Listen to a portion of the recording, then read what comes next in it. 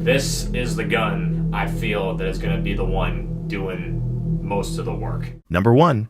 Randy Stair. He didn't look like someone planning the end of 3 lives. He looked like a quiet grocery store employee just working the night shift. But behind that silence was a years-long spiral that no one around him truly saw coming. Randy Stair, who also called himself Andrew Blaze online, grew up in Pennsylvania in what most people would describe as a normal suburban environment. As a child, he was quiet, introverted, and deeply drawn to animation and online creations. Teachers remembered him as disconnected, but not threatening, someone who didn't stand out enough to cause concern. In high school, while other students built friendships and future plans, Randy withdrew further, spending most of his time online and developing fictional characters. He created YouTube channels and animations that reflected a darker inner world, though most viewers didn't realize just how personal his content really was. To his co-workers at the Weiss markets in Eaton Township, he was simply the quiet overnight shelf stalker. No trouble, no complaints, no obvious signs something was about to happen. But while he appeared calm at work, he was building a disturbing fantasy life online. Under the persona Andrew Blaze, he uploaded videos using cartoon characters he created. The tone gradually shifted from strange to openly violent, with increasing references to death, destruction, and detachment from reality. He began writing digital journals, audio recordings, and videos where he talked about ending his life and taking others with him.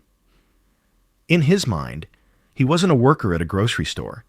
He was a character in a final story he was writing himself. The night of June 8th, 2017, began like any other late shift. Randy arrived at Weiss Markets before midnight, quiet as usual. What no one saw was that earlier that night, he had blocked the store's exits with pallets and carts to prevent anyone from escaping. He had brought 2 shotguns that he had legally purchased and hid them in a duffel bag. He recorded videos beforehand explaining that this was the end and that he felt no connection to the world anymore. He spoke in detail about embracing death and taking lives with him. Around 12:50 a.m., he walked to the back of the store where his unsuspecting coworkers were working the overnight shift. Without warning, he began shooting.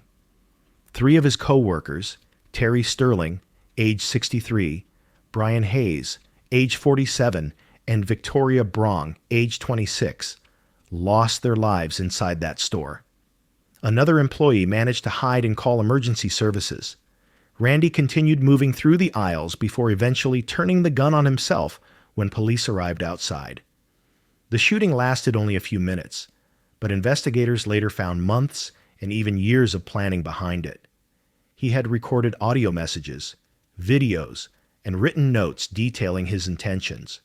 He had posted disturbing animations suggesting he wanted to leave behind a legacy of destruction. Some of his files were scheduled to upload after his death. What authorities uncovered was not a sudden act of rage. It was something carefully thought out and documented by someone who didn't believe he was part of the real world anymore. When investigators and media outlets studied his online footprint, they realized how much warning had been hidden in plain sight.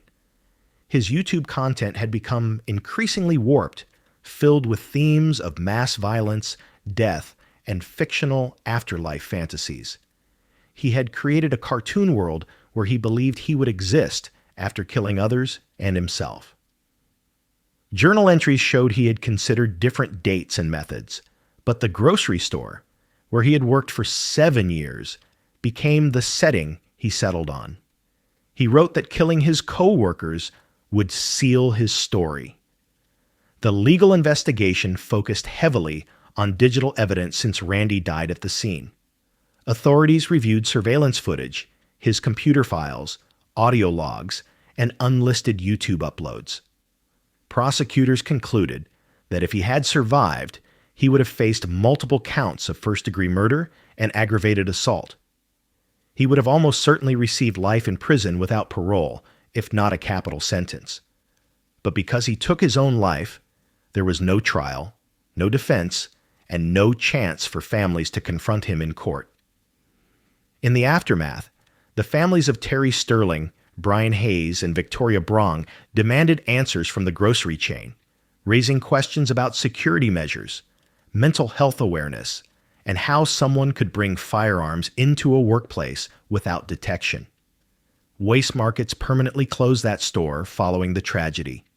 Community members held vigils, and the shock of the crime stayed with the small town long after national coverage faded.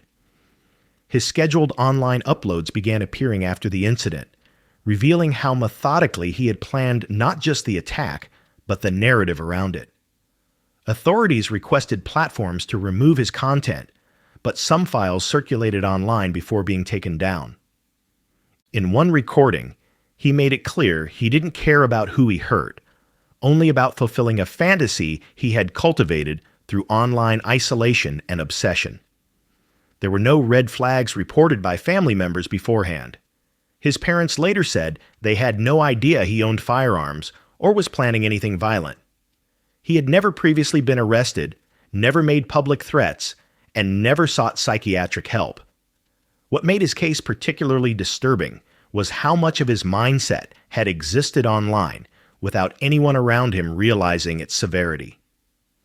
Today, Randy Stair's name is often brought up in discussions about digital extremism, internet isolation, and the danger of private online worlds going unchecked.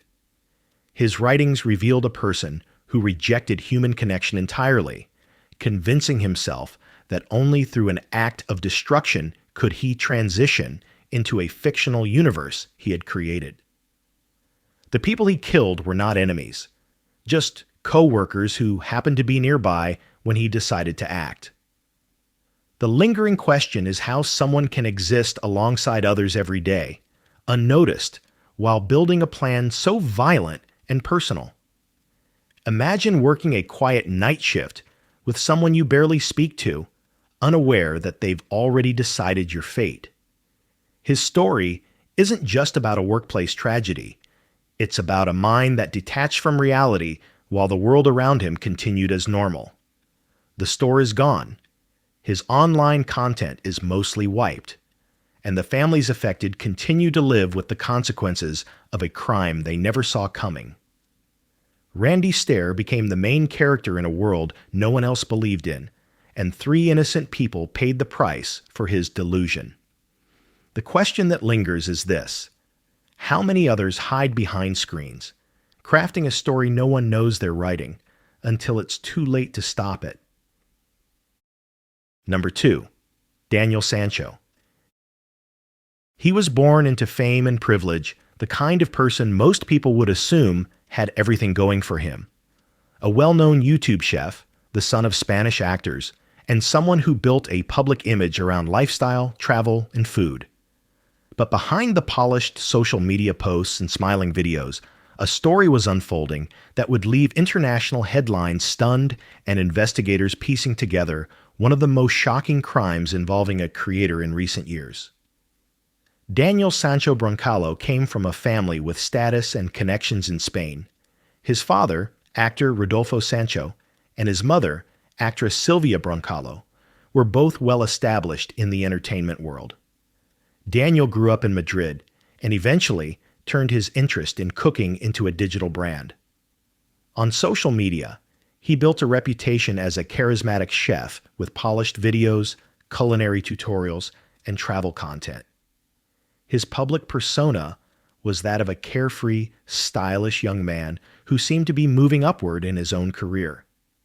But beneath that image was a complicated personal life that would collide with someone else's in the most brutal way possible. That someone was a 44-year-old Colombian plastic surgeon named Edwin Arrieta. The two men had known each other for some time and traveled together, with reports indicating a close and complicated relationship. Whether they were business partners, friends, or something more has been debated in the media and investigated in court. But what is certain is that their final trip together ended in violence. In late July 2023, the two met in Thailand, a country both had visited separately before. They checked into accommodations on Koh Phangan, a popular island known for beaches and tourism. Edwin arrived first. Daniel followed shortly after. What happened next would be pieced together by police using surveillance footage, hotel logs, and Daniel's own words. On August 2nd, 2023, Daniel walked into a police station in Koh Phangan and reported that he had killed Edwin. What he told authorities and what investigators later confirmed shocked even seasoned officers. He claimed the killing happened during a confrontation inside their rented bungalow. Edwin's remains were found in multiple locations, including trash bags at a landfill and belongings disposed of around the area. Authorities determined that the killing was intentional and methodical. Thai police moved quickly, gathering security footage from stores where Daniel was seen buying items like knives, cleaning supplies, and trash bags. They also recovered digital evidence from his phone and traced his movements using local CCTV. He was detained almost immediately after confessing, and investigators concluded the crime involved planning rather than sudden impulse.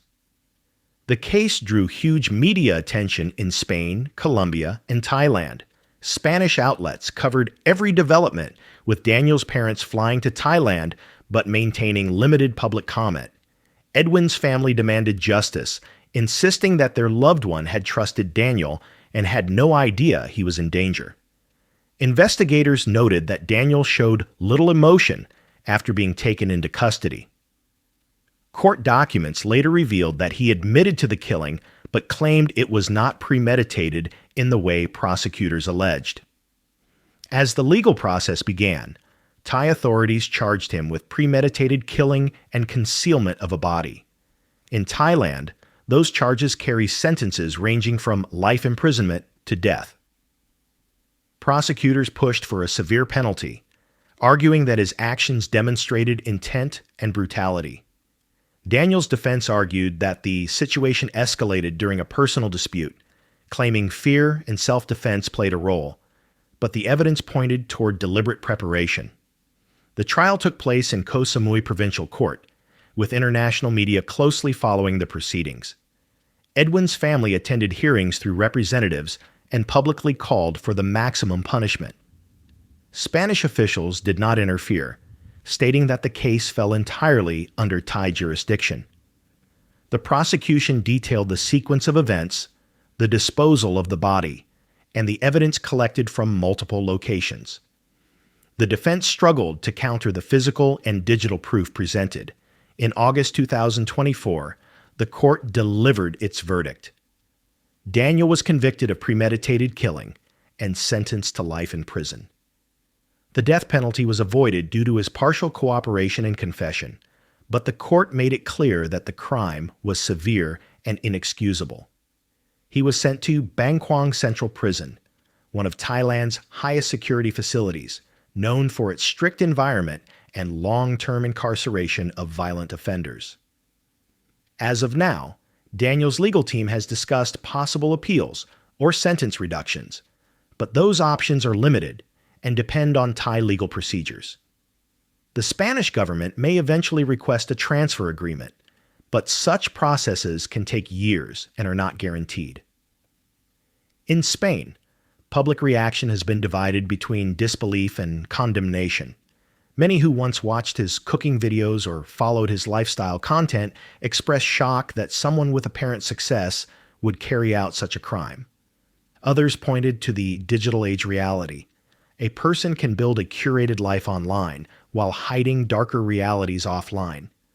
Imagine being someone who followed his recipes, watched his travel clips, or saw him posing with friends and family, never knowing that something like this would unfold.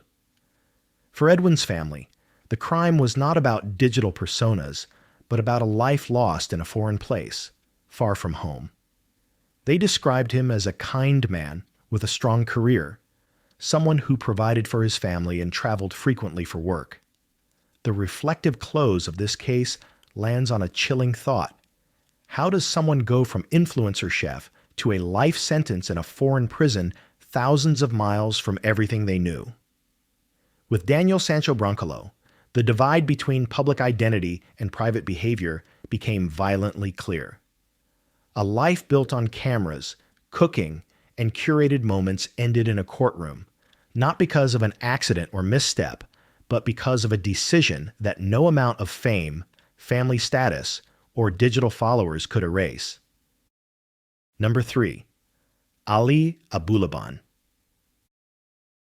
He built a following by making people laugh. His impressions of celebrities, especially the ones modeled after crime dramas and mob characters, earned him millions of views across TikTok and YouTube.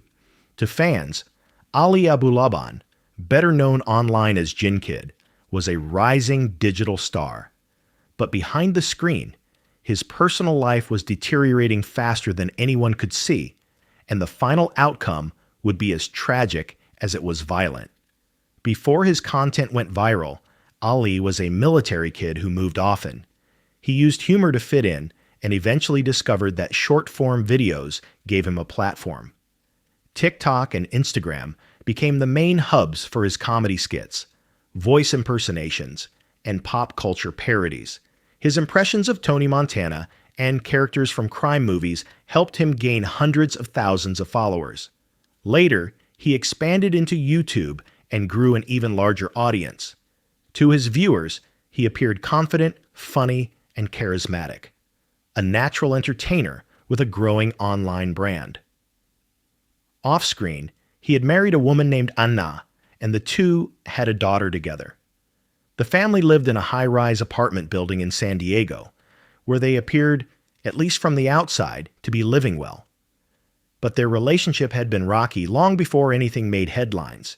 Arguments escalated over time, and jealousy became a flashpoint.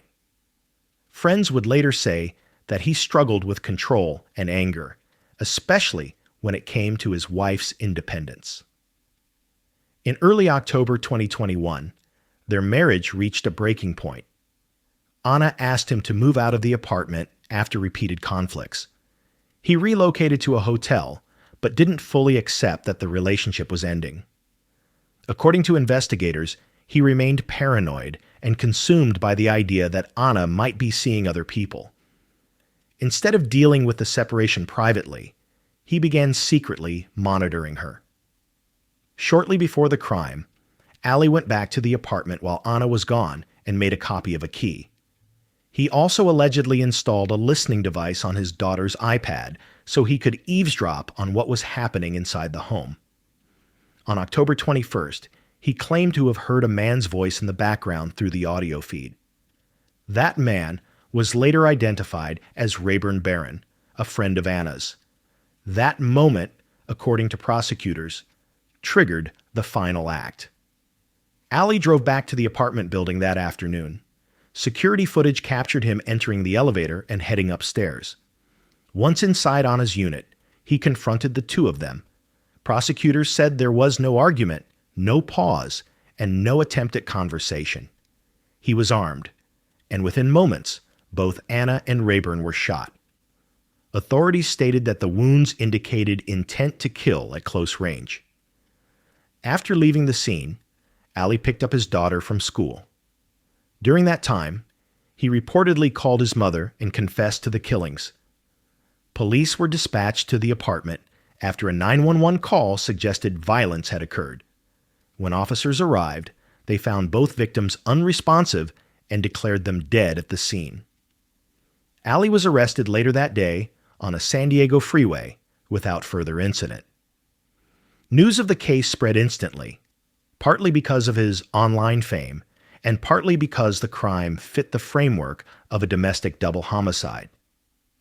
The persona fans saw online did not resemble the man described in court documents. During the initial hearings, prosecutors argued that the killings were premeditated. They pointed to the copied key, the spyware on the tablet, and the speed with which he entered the apartment before firing. Ali pleaded not guilty. His defense claimed he was emotionally unstable, overwhelmed, and not thinking clearly. But prosecutors emphasized the deliberate nature of the act and the fact that his wife had previously told him to leave the home. There were also reported signs that she was seeking separation and independence. Friends later testified that Anna had expressed fear of him and believed his anger was reaching a dangerous level. The court denied him bail. During pretrial appearances, he showed little visible emotion. His daughter, too young to understand the full scope of what had happened, was placed in the care of relatives. The case continued to attract media coverage as the legal system slowly moved forward.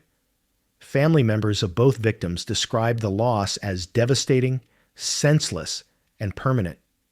They asked for the maximum sentence and highlighted the pain caused by his actions.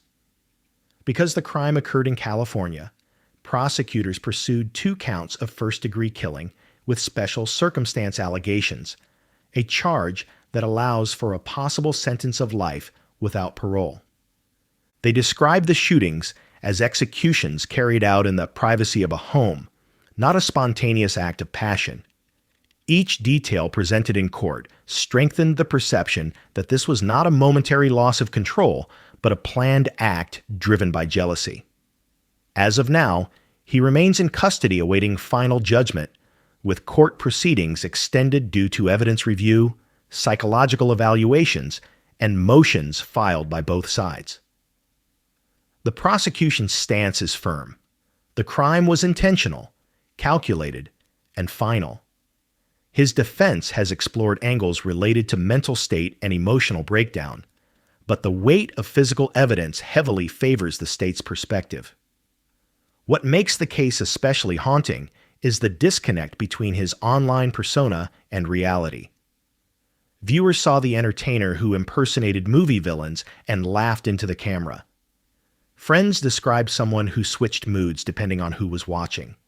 Behind closed doors, a deteriorating relationship, suspicions, and escalating arguments created an environment that ended in irreversible violence. Imagine watching someone online who appears ambitious and charismatic, someone you might see in memes or impressions, and then learning that off-camera, a double homicide unfolded in a space meant to be home. It forces a deeper question. How well do audiences actually know the people they follow? The reflective truth of the Ali Abulaban case is that influence does not equal stability, and visibility does not prevent tragedy. He was not a man hiding in obscurity. He was public, recognizable, and building a brand. Yet none of that stopped the collapse of judgment that ended 2 lives and destroyed his own in the process. His daughter grows up without either parent. The families of both victims live with the outcome of a decision made in minutes, but built on years of unresolved control and resentment. The trial will eventually deliver a final sentence. But the story is already complete in its most important detail. 2 people lost their lives in what should have been a private home, and the man responsible built an audience online who never imagined he would be capable of it. Number 4. Stas Reeflay. To his online followers, he was a streamer known for outrageous content and unpredictable behavior, someone who constantly pushed the limits for views, donations, and attention. But behind the chaotic live streams and shock value persona, there was a growing pattern of recklessness that would end not with controversy, but with the death of someone inside his own home. Stanislav Reshetnyak, better known online as Stas Reeflay, was a Russian content creator who used platforms like YouTube and VK to broadcast live to his followers. His channel wasn't built around gaming or commentary. It revolved around extreme challenges, stunts, and humiliating dares suggested by viewers who often paid money for him to perform them. Alcohol, aggression, and verbal abuse were common on his streams, and over time, he developed a reputation for taking things too far.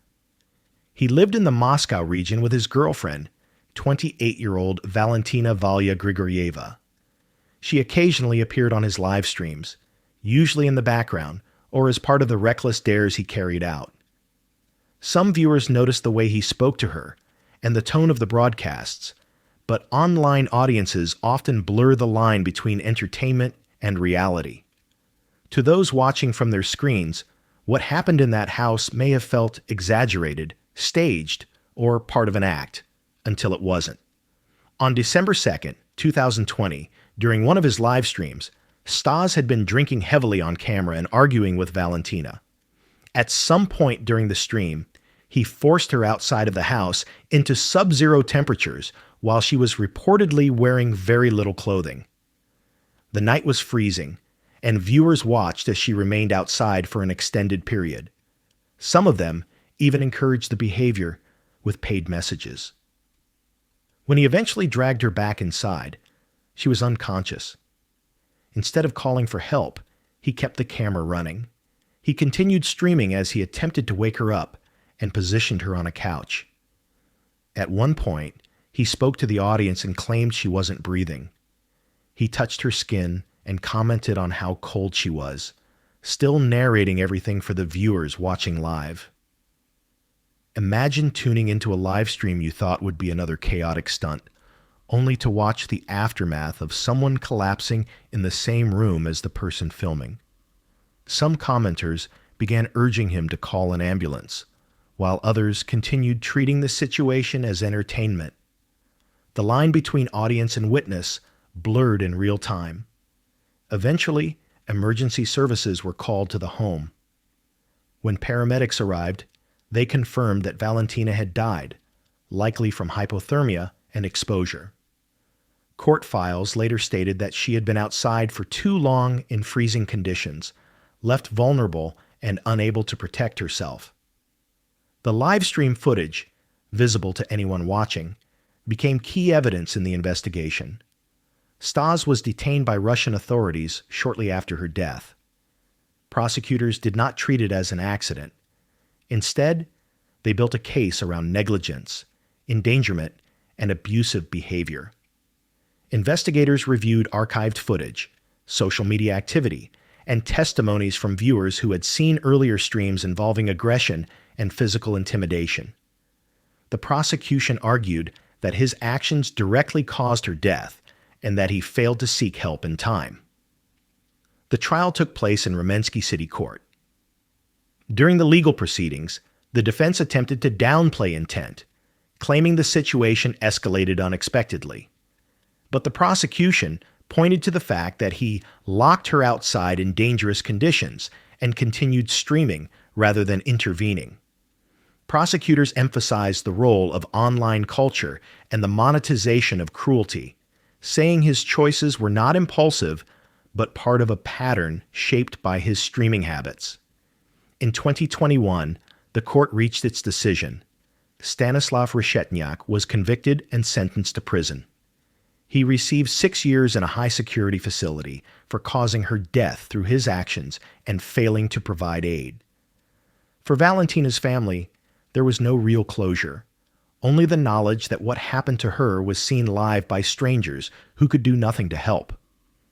This case raised alarms across Russia and beyond about the rise of trash streaming, a form of online content that thrives on humiliation, violence, and dare-based escalation. Lawmakers began discussing restrictions and penalties for creators who broadcast harmful acts, especially when money is involved. The Russian parliament debated regulations requiring platforms to restrict dangerous live streams and hold individuals accountable for streamed abuse. What makes this story especially disturbing is that it unfolded in front of an audience. This wasn't a crime hidden behind closed doors. It played out step by step, with viewers watching a real person suffering in real time. Yet the nature of online spaces, anonymous chat messages, donation incentives, and desensitized reactions allowed it to continue long after it should have stopped. Valentina did not plan to be part of her own final moments being broadcast to strangers. She was in a private home with someone she trusted, unaware that the audience he performed for would become silent spectators to her last night alive. And Stanislav, fueled by attention, alcohol, and detachment from consequences, treated the situation like content until it was too late to undo any of it. Today, he remains incarcerated, and his channels have been removed or abandoned. But the footage and the details still circulate in news coverage and case studies about online exploitation. The legacy of this crime isn't just about one person's death. It's about how far someone will go when a camera is on and a crowd is watching, and how quickly entertainment becomes evidence. The lingering question is simple, but haunting. If there had been no live stream, would Valentina still be alive? Number 5. Manuel Ruiz. He wasn't a household name, but in Las Vegas creator circles, people knew who he was. Manuel City Manny Ruiz built his identity around nightlife, social media content, and collaborating with other influencers. His videos showed parties, casinos, travel, and the fast-paced lifestyle associated with creators trying to make it big in Nevada. But whatever persona he crafted online was shattered when his name appeared in headlines connected to a deadly shooting that stunned the entertainment community. Manuel was active in the Las Vegas content scene, often appearing alongside other small creators who focused on lifestyle, music, clubs, or streaming culture. He wasn't working with millions of followers, but he operated in a circle where content, ego, and image meant everything.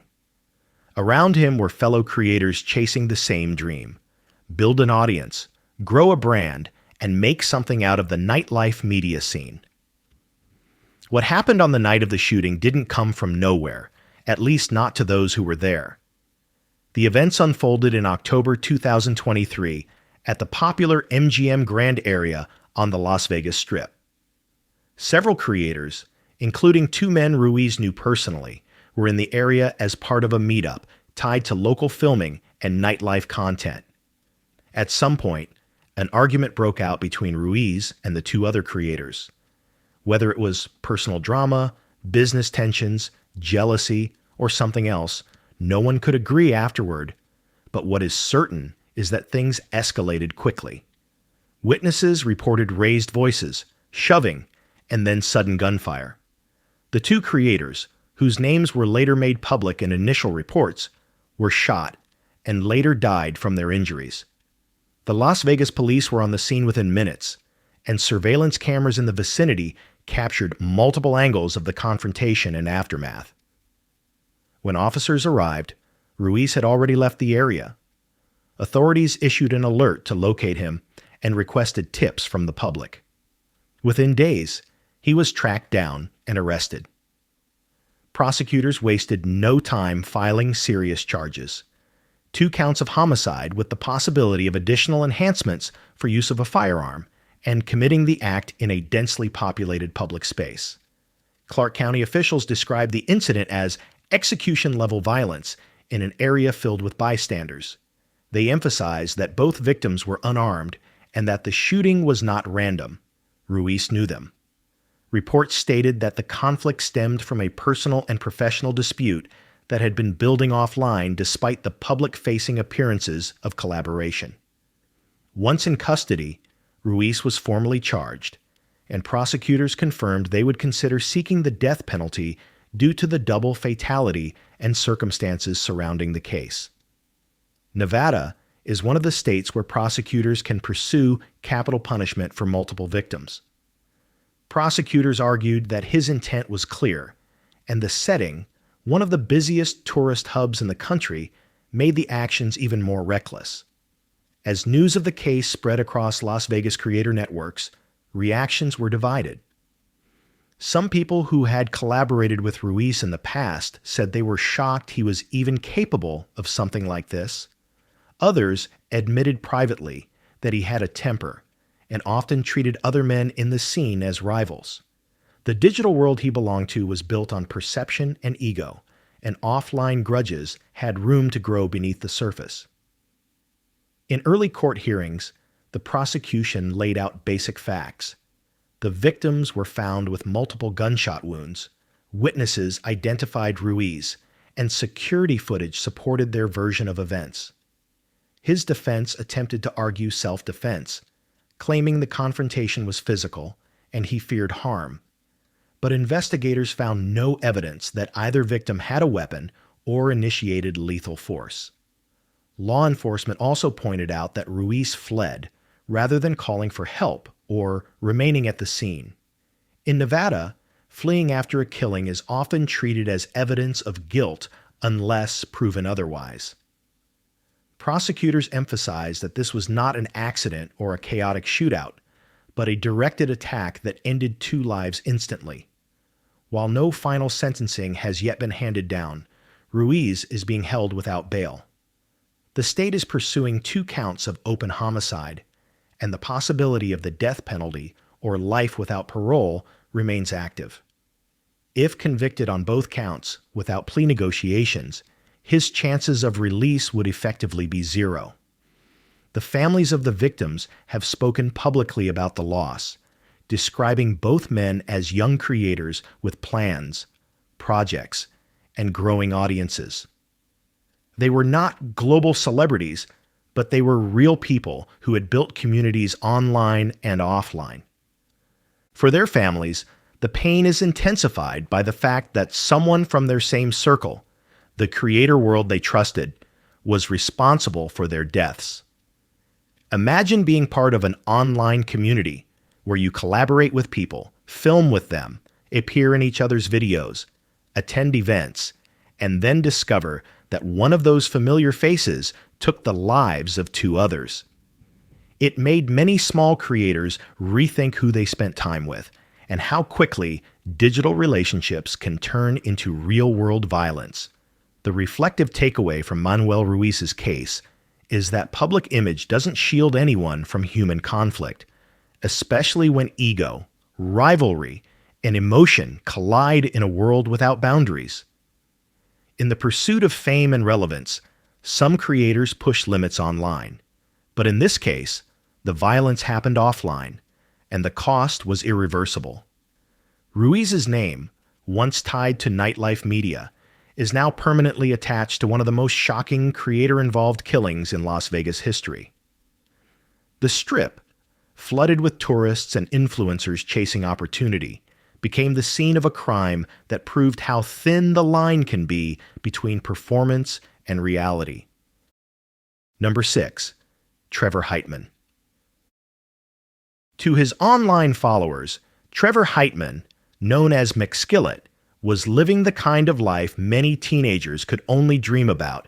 He was a successful gaming YouTuber in his teens, gaining popularity through Counter-Strike Global Offensive content. His channel featured skin trading, gameplay videos, and commentary, attracting hundreds of thousands of subscribers and sponsorship deals.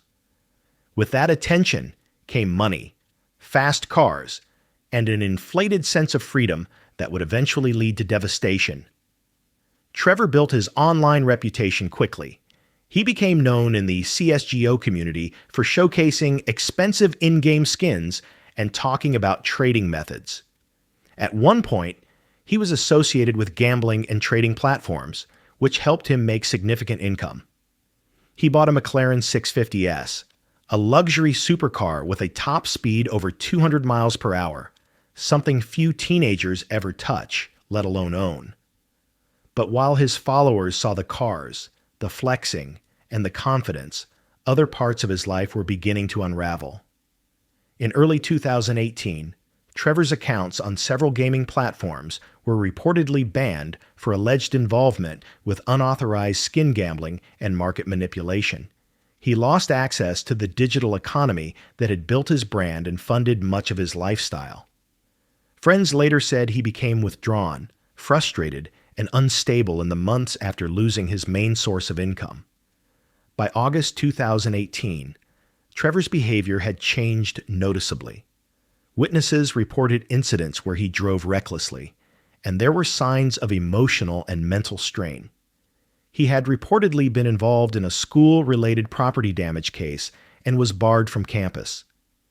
People close to him said he was acting unpredictable, but no one imagined that something catastrophic was coming. On August 23, 2018, he got behind the wheel of his black McLaren and drove southbound on the Interstate 805 in San Diego County. Witnesses later told investigators that he was speeding at over 100 miles per hour and driving the wrong way on the freeway. Some motorists swerved to avoid a collision. Others couldn't react in time. Trevor's vehicle crashed head-on into a Hyundai SUV carrying a mother, 43-year-old Aileen Pizarro, and her 12-year-old daughter, Ariana. The impact caused a fiery explosion that killed all three instantly. Cars behind them collided as they slammed brakes and tried to avoid the wreckage. The accident shut down the highway and sent emergency responders racing to the scene. When news broke that the wrong-way driver was McSkillet, the gaming community reacted with disbelief. For many, he was still remembered as a confident young creator who flaunted luxury cars and online earnings. The idea that he had caused the deaths of a woman and her child while driving the wrong direction at lethal speed was almost impossible to reconcile with the person they'd seen on YouTube videos. The investigation that followed confirmed the worst details. Authorities found no sign of braking before the impact, and they concluded that Trevor acted with complete disregard for human life. While officials could not interview him due to his death, witnesses reported erratic driving leading up to the crash. Toxicology tests were conducted, though no final report was publicly emphasized, as the speed and direction alone made intent or impairment only part of the issue. Aileen and her daughter were on their way to a regular day, entirely unaware of the danger that was coming toward them. Their family, devastated by the loss, spoke publicly about the tragedy. They described them as loving, joyful, and central to their lives. Their grief was heightened by the fact that the crash was not a small accident. It was violent, explosive, and absolutely preventable. The story gained national coverage not just because of the crash, but because of Trevor's online fame and young age. People debated whether this was a mental breakdown, recklessness fueled by ego, or a deliberate act of self-destructive behavior. Some speculated it was a form of suicide by collision, while others saw it as reckless indifference with fatal consequences. There was no trial. Trevor died on impact. But if he had survived, prosecutors said he would have faced multiple counts including homicide, vehicular manslaughter with gross negligence, and possibly second-degree killing, based on the speed and wrong-way driving. California law treats such incidents as crimes rather than accidents when they involve knowing risk to others' lives. The reflective aftermath of this case is heavy. Imagine someone who rose to online influence at a young age, building status fast and losing stability just as quickly. Without the quiet collapse behind the scenes, no one saw the danger until it was too late. A crash like this was not only the end of his life, it was the end of two innocent lives with no warning, no chance of avoidance, and no justice through the courts. Trevor's online legacy disappeared quickly after the crash. Sponsors removed his content, channels went dormant, and discussion shifted from admiration to mourning and anger. The Pizarro family became vocal about road safety and accountability for dangerous driving. Their grief turned into advocacy, speaking out so that people would remember the victims before remembering the driver. In the end, the story of McSkillet is not about fame or gaming or cars. It's about the reality that recklessness, when amplified by speed and arrogance, can destroy families in seconds. Those who watched his videos saw someone living fast. They never saw the crash until it happened, and by then, the damage could not be undone. Number 7. Ray Diaz. He built his image on confidence, charisma, and fame across multiple platforms. Ray Diaz was an actor-turned-influencer who used Instagram, YouTube, and streaming platforms to grow his following. To many, he was the kind of creator who lived in the world of luxury aesthetics, fitness, cars, nightlife, and entertainment. But beneath the surface, a different version of him was emerging through allegations, leaked videos, and eventually, criminal charges. Ray got his start as a model and actor, appearing in ads and small television roles before shifting into the digital creator space. His following grew through vlogs, fitness content, lifestyle posts, and collaborations with other creators. He branded himself as motivational and disciplined, someone who understood success and status. But people close to him began to see patterns that didn't match the persona he presented online. The first sign of serious concern came when a young girl appeared on live streams with him, calling him controlling and aggressive. Viewers who saw the footage noticed his tone, his temper, and how he responded when she cried. Instead of dismissing it as drama, some contacted authorities and child protective services. Not long after, videos were leaked that showed him shouting, being physically aggressive, and behaving in a way that raised alarms. The girl involved was a teenager who'd been spending time with him at his home. She later told investigators that he controlled her movements, told her what to post, and isolated her from others. She claimed he manipulated her into believing she belonged with him romantically. Friends and witnesses described behavior that sounded less like mentorship and more like possession. When police became involved, Ray denied wrongdoing. He claimed the leaked clips were part of an act, taken out of context, or staged for social media. Investigators didn't accept those explanations. Los Angeles police opened an official case, and more people began coming forward with statements about his behavior, many describing a pattern of psychological and physical control. In July 2019, Ray Diaz was arrested in California on charges related to child endangerment and assault. Investigators cited multiple instances in which he had harmed or threatened minors, along with accounts of restricting their freedom. The charges were serious, with prosecutors arguing that his influence and status were used to take advantage of vulnerable people.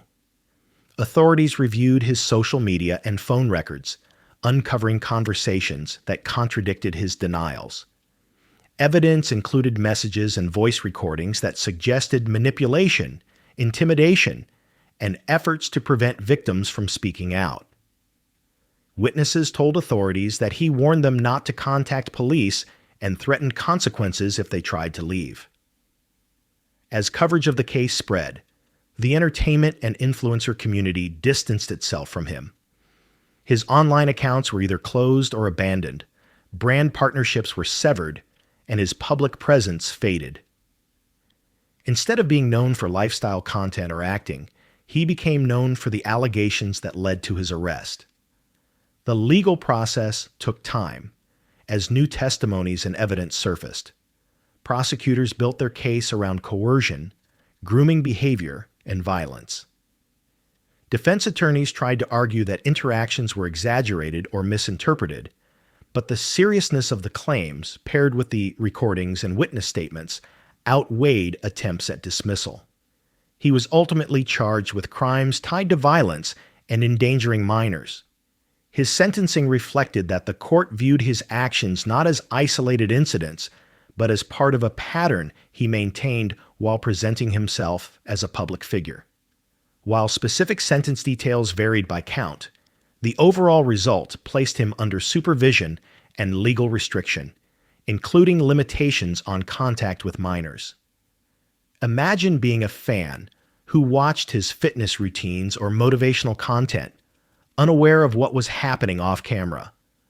The contrast between who he pretended to be and who he was behind closed doors is part of what shocked the public.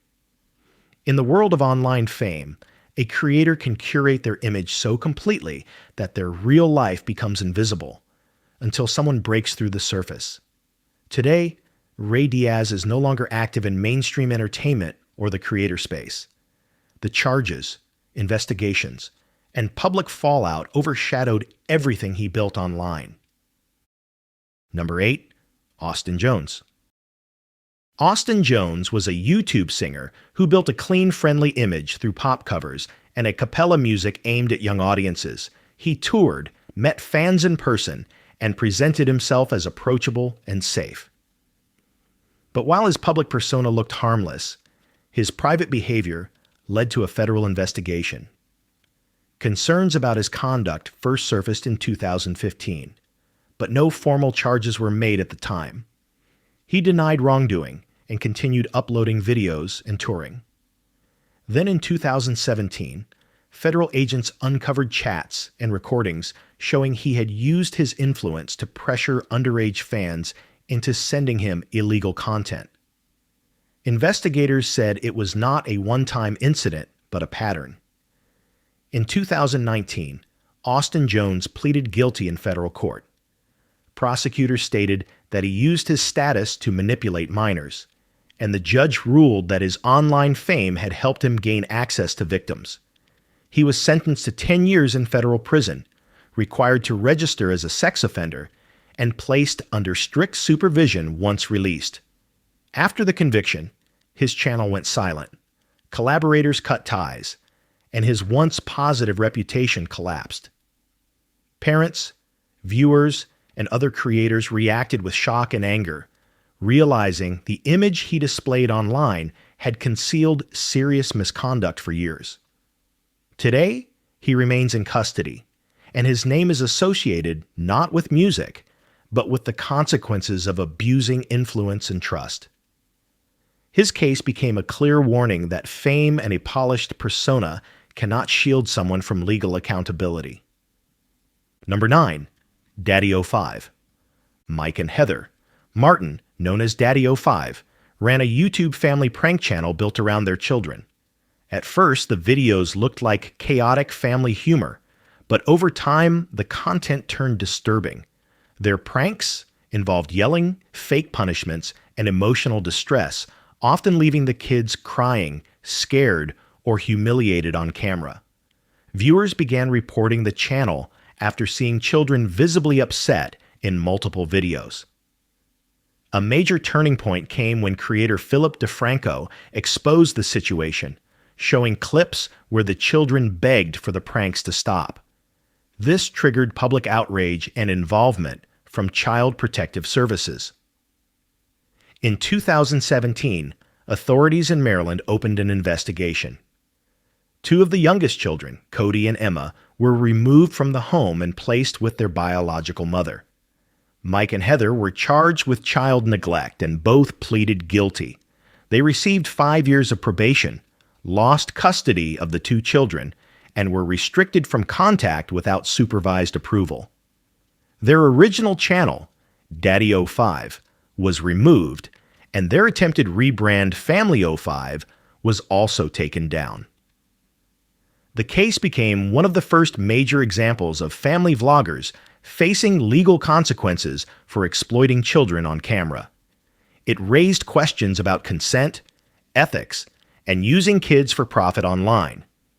The lasting message: the Martins' bid for viral fame crossed into emotional harm, and the fallout ended their channel, income, and custody of their children. Number 10. Jason Ethier. Jason Ethier, known as ImJayStation, built his YouTube career on shock value videos, 3 a.m. challenges, haunted locations, and paranormal stunts aimed at younger viewers. His content often exaggerated danger and blurred the line between fiction and reality, but his behavior escalated beyond staged entertainment. Before his downfall, he was already known for trespassing into abandoned buildings and filming without permission, which led to legal trouble. But the incident that destroyed his career came in early 2020, when he faked his girlfriend's death for views. He filmed mourning videos, pretending she had died, only for the truth to come out when she revealed she was very much alive. After that, the situation turned more serious. She accused him of physical aggression and property damage, leading Toronto police to arrest him on charges of assault and mischief. YouTube demonetized his channel, then terminated it entirely. Every attempt he made to create new channels under different names was taken down. The legal case resulted in restrictions on his conduct and contact, and he disappeared from mainstream platforms. His online persona, once built around fake danger, collapsed under the weight of real-life consequences. His story became a warning about the dark side of attention-driven content. When deception turns into criminal behavior, the audience stops watching and the law steps in.